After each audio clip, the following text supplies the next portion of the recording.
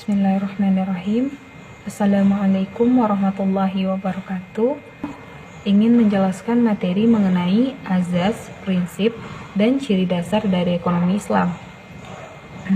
Yang pertama, saya akan menjelaskan mengenai azas ekonomi syariah. Terdapat 3 azas dalam ekonomi syariah. Yang pertama, konsep kepemilikan. Di dalam Islam, pada hakikatnya harta adalah milik Allah, sedangkan harta yang ada pada manusia merupakan pemberian dari Allah Subhanahu wa Ta'ala. Konsep kepemilikan terbagi menjadi 3, yaitu pertama kepemilikan individu, kedua kepemilikan umum, dan yang ketiga kepemilikan negara. Azas ekonomi syariah yang kedua yaitu pemanfaatan kepemilikan.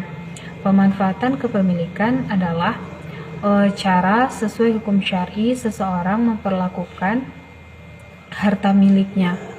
Di dalam pemanfaatan kepemilikan ini ada 2 poin penting yang dibahas. Pertama, pengembangan harta, dan yang kedua infak harta.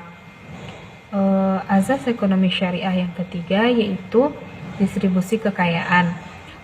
Islam telah menetapkan sistem distribusi kekayaan berdasarkan 2 cara. Pertama, dengan mekanisme pasar, dan yang kedua dengan bentuk transfer dan subsidi. Selanjutnya, saya akan menjelaskan mengenai prinsip ekonomi syariah. Di dalam ekonomi syariah terdapat beberapa prinsip. Di antaranya, pertama, berbagai jenis sumber daya dipandang sebagai pemberian dari Allah Subhanahu wa Ta'ala. Yang kedua, Islam mengakui adanya kepemilikan individu sesuai dengan batas-batas tertentu. Yang ketiga, kekuatan penggerak utama ekonomi Islam adalah kerjasama. Yang keempat, ekonomi Islam menolak adanya akumulasi kekayaan yang dikuasai oleh segelintir orang saja. Yang kelima, ekonomi Islam menjamin pemilikan masyarakat dan penggunaannya direncanakan untuk kepentingan orang banyak.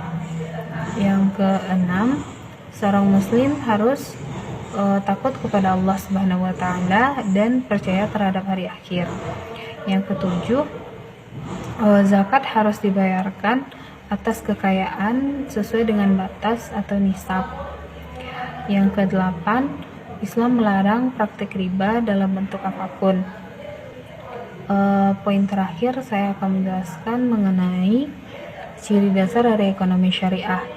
Di dalam ekonomi syariah ini terdapat 4 ciri dasar. Yang pertama, sifat pengabdian dari ekonomi Islam. Yang kedua, cita-cita luhur dari ekonomi Islam. Yang ketiga, pengawasan terhadap pelaksanaan kegiatan ekonomi. Dan yang terakhir, prioritas kepentingan antara individu dan masyarakat dalam ekonomi Islam. Manfaat dan karakteristik ekonomi syariah. Yang pertama, mewujudkan seorang muslim yang kafah agar Islamnya tidak setengah-setengah, menerapkan dan mengamalkan ekonomi syariah melalui lembaga keuangan. Selanjutnya, manfaat ekonomi syariah. Yang pertama, tidak banyak mengambil keuntungan. Yang kedua, mengakui kepemilikan multijenis. Yang ketiga, menyeimbangkan antara motif material dan spiritual. Yang keempat, bertujuan untuk kemaslahatan bersama. Yang kelima, menghadirkan prinsip ekonomi. Baiklah, selanjutnya saya akan menjelaskan tentang azas sistem ekonomi syariah. Azas sistem ekonomi syariah yang pertama, ketauhidan, yang mana azas ketauhidan ini adalah dasar yang sangat bagi kelangsungan ekonomi, bahwa aktivitas manusia, rezeki, segala macam aktivitas ekonomi kembali kepada Allah yang menciptakan manusia dan segala isi dunia ini. Yang kedua, itu asas kemanfaatan, bahwa asas kemanfaatan ini mengarahkan agar manusia senantiasa mendapatkan kebaikan, kemanfaatan, keberuntungan, bukan justru mengarahkan kepada kebinasaan atau sesuatu yang mencelakakan. Yang ketiga, asas keadilan. Asas keadilan dalam Islam ini bukanlah sama rata atau sama rasa, tapi secara keseluruhan. Keadilan Islam adalah manusia yang akan mendapatkan apa yang diikhtiarkannya, namun tidak melupakan orang-orang yang membutuhkan di sekitarnya. Yang keempat adalah asas orientasi sosial.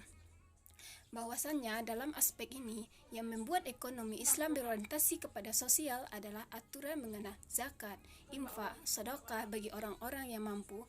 Bahkan Allah memberikan motivasi juga dan dorongan kepada pemilik harta untuk mengeluarkan kepada orang yang tidak mampu, serta mengangkat tinggi derajat orang-orang tersebut. Yang kelima, azas kemanusiaan, yang mana hakikatnya dalam ekonomi Islam berorientasi kepada kemanusiaan, yang salah satunya asnaf atau penerima zakat.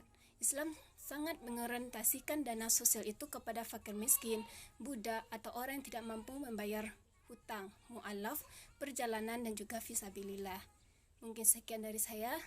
Selanjutnya akan dijelaskan oleh teman saya. Rasionalitas adalah istilah yang berkaitan dengan gagasan akal yang berkonotasi pada proses berpikir dalam memberikan laporan atau keterangan. Rasionalitas dalam perilaku konsumen muslim haruslah berdasarkan aturan Islam. Yang pertama, konsumen muslim dikatakan rasional jika pembelanjaan yang dilakukan sesuai dengan kebutuhan dan kemampuan. Yang kedua, seorang konsumen muslim dapat dibilang rasional jika ia membelanjakan tidak hanya untuk barang-barang bersifat duniawi semata, melainkan untuk kepentingan di jalan Allah. Yang ketiga, konsumen muslim dikatakan rasional jika memiliki tingkat konsumsi lebih kecil dibandingkan non-muslim. Alasannya karena yang dikonsumsi terbatas pada barang-barang yang halal dan thayyib. Seseorang dikatakan rasional jika tidak menumpuk menimbun harta kekayaan melalui tabungan atau belanja pada barang mewah, namun harus melakukan investasi untuk pembangunan ekonomi. Menyampaikan materi tentang sistem ekonomi syariah. Sistem ekonomi Islam secara sederhana merupakan sebuah peraturan di mana pelaksanaannya berlandaskan dengan berbagai syariat, yaitu syariat Islam, dan selalu berpedoman kepada Al-Quran maupun hadis. Kegiatannya seperti kegiatan simpan pinjam, investasi, dan bermacam-macam kegiatan lainnya. Sistem ekonomi ini diciptakan agar umat Islam bisa tetap melakukan kegiatan ekonomi dengan baik dan benar dan terhindar dari semua sifat yang buruk seperti riba, zalim, ihtikar, haram, dan masih banyak lagi. Semuanya dijelaskan dan diatur secara terperinci dalam sistem ekonomi Islam. Sekian dari saya. Assalamualaikum warahmatullahi wabarakatuh. Tentang maqasid syariah dalam ekonomi Islam. Maqasid syariah adalah tujuan diberikan Allah dalam setiap syariat atau hukum-hukumnya. Ada banyak istilah yang dipakai untuk menyebut maqasid syariah seperti maqasid al-syar'i. Istilah ini digunakan untuk menyebut tujuan syariat. Beberapa sarjana muslim yang lekat dengan kajian maqasid syariah dan dinilai memberikan besar kontribusinya antara lain Imam Al-Haramain, Abu Ishaq Al-Saytibi, Muhammad Tahir bin Asyur. Pendefinisian maqasid syariah hanya dapat dijumpai dalam karya sarjana kontemporer, karena ulama-ulama klasik seperti Al-Syatibi menganggap bahwa secara literal maqasid syariah sudah mudah dipahami. Selain itu, juga ada kemungkinan bahwa al-muwafaqat diperuntukkan untuk pembaca yang sudah menguasai ilmu-ilmu keislaman. Secara definisi, maqasid syariah menurut Al-Fassi yaitu yang dikehendaki dengan maqasid syariah Islam adalah tujuan syariat dan rahasia-rahasia yang diletakkan oleh pembuat syariat dalam semua hukum-hukumnya. Definisi yang sama disampaikan oleh Ar-Raisuni. Ia mengatakan bahwa sesungguhnya maqasid syariah adalah beberapa tujuan yang dibawa syariat untuk menciptakan kemaslahatan bagi manusia. Definisi lain yang disampaikan oleh Muhammad bin Said Al-Ayubi yaitu maqasid syariah adalah makna hikmah dan sesamanya yang dijaga oleh pembuat syariat dalam hukum-hukum yang disyaratkan, baik yang umum maupun yang khusus untuk menciptakan kebaikan semua umat manusia. Dari 3 definisi di atas dapat dipahami bahwa tujuan maqasid syariah adalah untuk memberi kemaslahatan untuk umat manusia. Bukan Allah yang menciptakan syariat tersebut.